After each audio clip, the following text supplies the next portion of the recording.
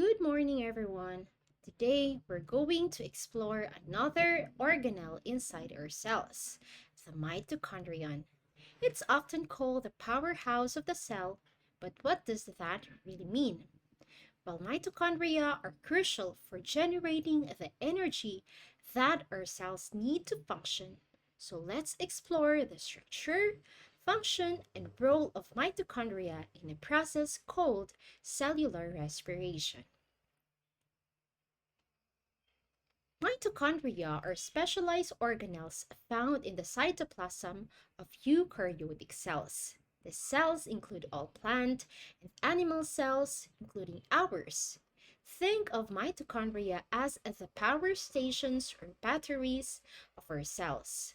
Without them, our cells wouldn't have the energy to perform essential functions like movement, growth, and repair. Now let's talk about the structure of mitochondria. They are surrounded by two membranes. The outer membrane is smooth and forms the outer boundary of the mitochondrion. The inner membrane is folded into structures called cristae, which increase the surface area for energy-producing reactions. Inside the inner membrane is a fluid-filled space called the matrix.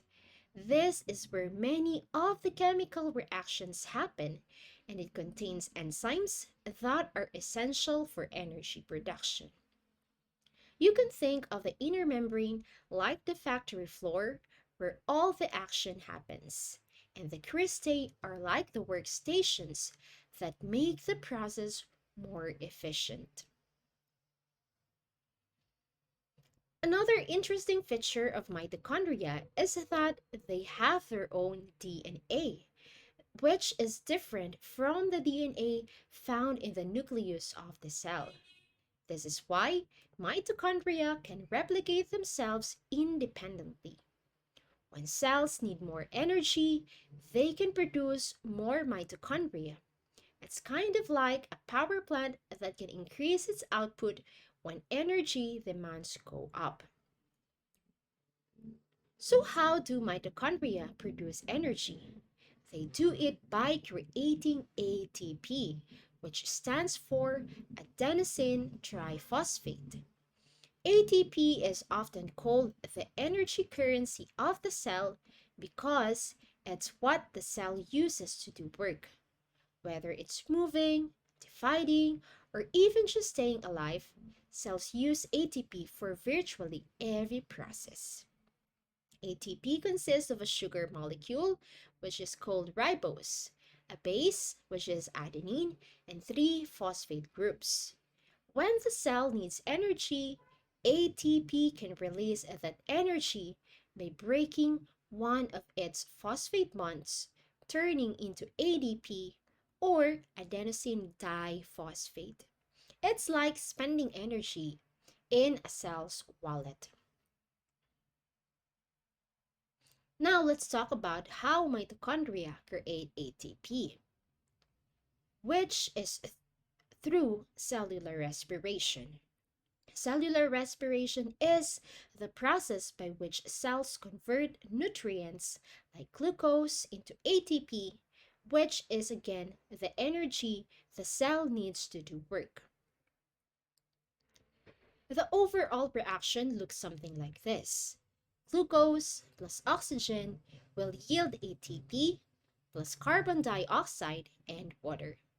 It's important to note that oxygen is a key player in this process because it helps in the final stage of ATP production.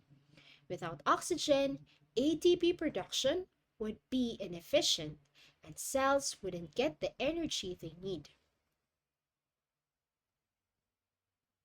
The cellular respiration occurs in three main stages: the glycolysis, the Krebs cycle, the electron transport chain, or ETC.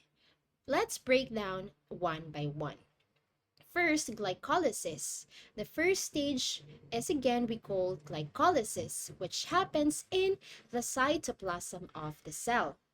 Glycolysis doesn't need oxygen, so it can happen whether oxygen is present or not.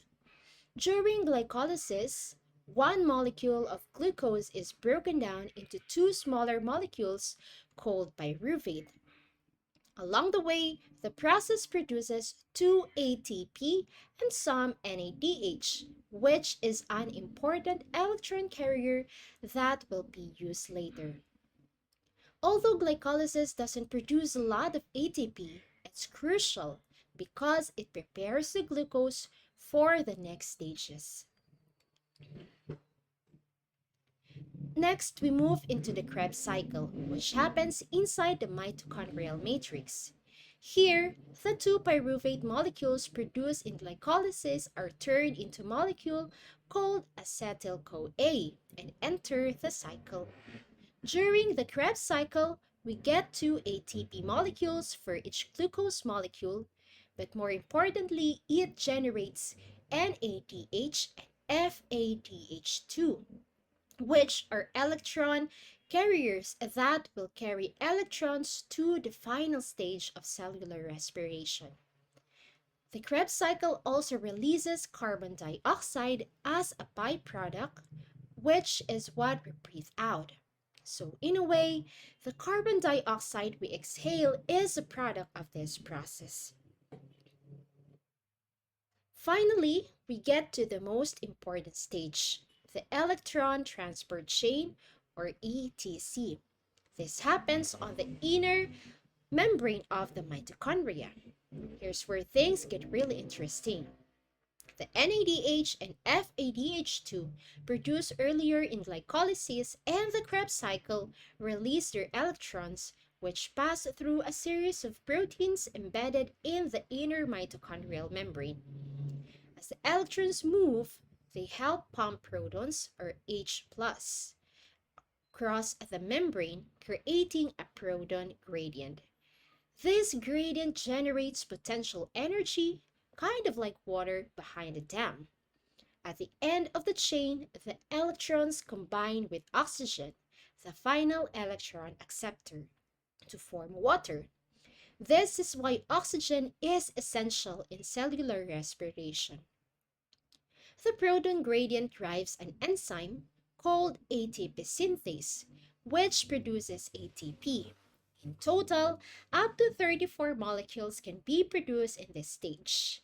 This is by far the most ATP generated in cellular respiration.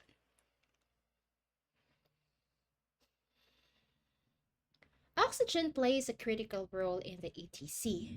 Without oxygen, the whole process would stop. If there is no oxygen to act as the final electron acceptor, electrons would get backed up and no ATP could be made. In the absence of oxygen, cells have to rely on fermentation, which only produces a small amount of ATP through glycolysis. This is much less efficient, which is why we need oxygen for energy production. Now let's talk about why mitochondria are so important to our health.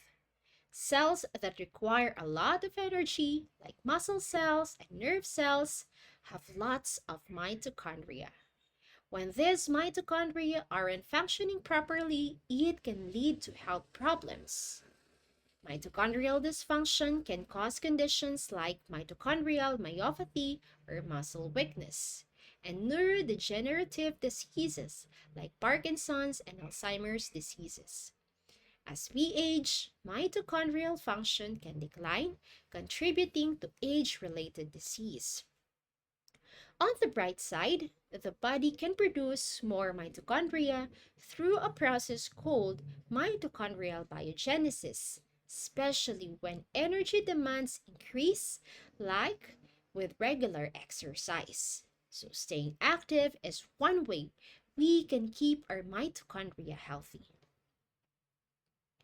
So to sum up, mitochondria are essential for energy production in cells through cellular respiration.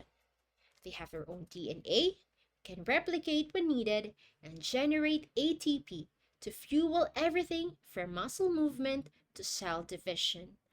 Oxygen is crucial for the most efficient ATP production, and without it, cells can only rely on less efficient processes. By understanding how mitochondria work, we can better appreciate how our cells produce the energy needed to keep us alive and healthy. That wraps up the main points of today's presentation. See you in the next module. Bye bye!